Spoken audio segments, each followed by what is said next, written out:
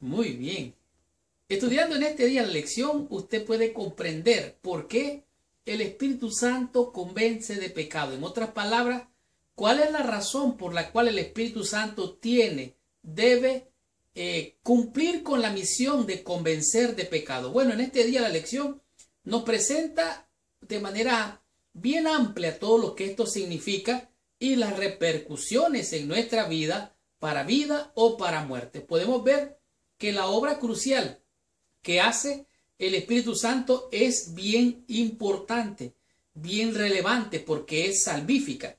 En este día la lección nos lleva al libro de San Juan en el capítulo 16, los versos 8 y 9. Y escuche de manera bien clara, escuche con mucho cuidado lo que nos está diciendo en este día de la lección la Biblia misma. Voy a leer el versículo 7 también. Dice: pero yo digo la verdad, os conviene que yo me vaya. Está hablando Jesús cuando se está yendo. Porque si no me fuera, el Consolador no vendría a vosotros. Mas si me fuere, os lo enviaré. Oiga bien, Jesucristo dice, os lo enviaré. El Espíritu procede del Padre. Pero ¿cuál es el propósito de enviar el Espíritu? Versículo 8. Cuando Él venga, o sea, el Espíritu Santo, cuando Él venga, convencerá al mundo de pecado, convencerá al mundo de juicio y de justicia.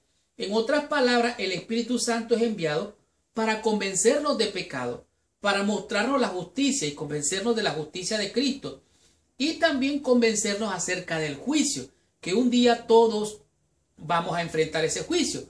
Pero me impacta grandemente lo que dice el versículo 9. Escuche lo que dice el versículo 9 y vea claramente lo que el Espíritu nos está diciendo. De pecado por cuanto no creen en mí. ¿Qué es lo que está diciendo aquí la Biblia? Dice que el mundo está en pecado por no creer en Cristo. O sea, doctrinalmente nosotros decimos, la ley es la ley de la obediencia, la ley de la libertad, la ley moral. El pecado es infracción a la ley. El pecado es no creer en Cristo. En otras palabras, la gente que rechaza a Cristo, que no cree en Cristo, está en condenación, está en pecado. Ellos transgreden los mandamientos porque están en desobediencia, en pecado y en transgresión. Y al no aceptar a Cristo y rechazarlo, entonces ellos permanecen en su pecado, porque Cristo vino para perdonar, para buscar y salvar lo que estaba perdido.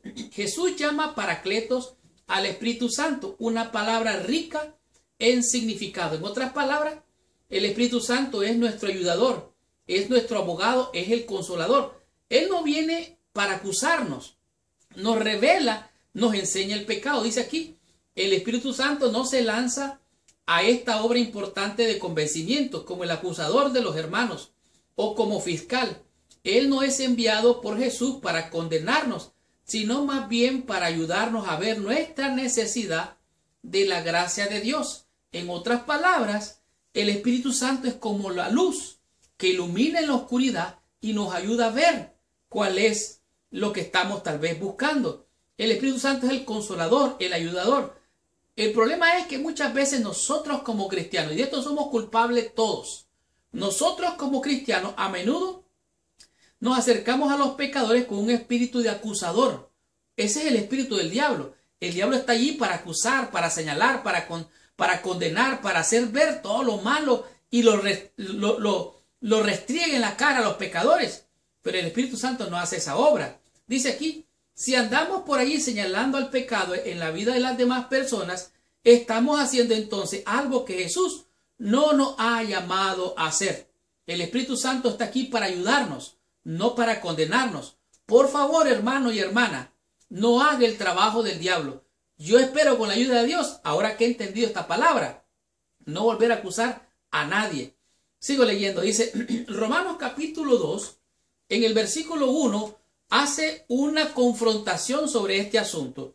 Y dice así, por lo cual eres inexcusable, oh hombre, quien quiera que seas tú que juzgas, pues en lo que juzgas a otros, te condenas a ti mismo, porque tú que juzgas haces lo mismo. En otras palabras, si acusas a los pecadores, tú eres ¿qué cosa también? Pecador. Tú y yo no estamos aquí para acusar, para señalar. para condenar a nadie. Ese es el trabajo del diablo. El trabajo de Dios es salvar, buscar, rescatar, liberar en el poder del Espíritu Santo. Dice, somos testigos de Dios, no acusadores de parte de Dios. Somos llamados a ser testigos del poder redentor de Dios, no a condenar a otros por sus equivocaciones.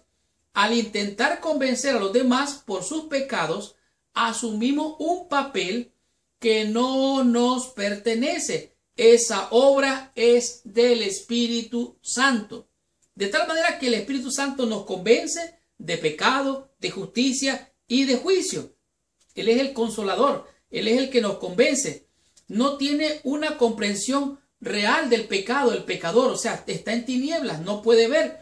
Ahora, este es muy importante, dice que no es el Espíritu Santo el que hace una lista de pecados de la gente para después andarlos condenando. Él va al pecador, al pecado subyacente, o sea, el pecado principal, que es la incredulidad en Cristo. Ponga mucha atención a lo que voy a leer ahorita mismo. Abra los ojos y vea lo que les voy a leer ahorita mismo. Dice así: nuestra mayor miseria y alineación no consiste en nuestra imperfección moral, sino en nuestro alejamiento de Dios y en rehusar aceptar a aquel a quien Dios envió con el propósito de rescatarnos de esa condición.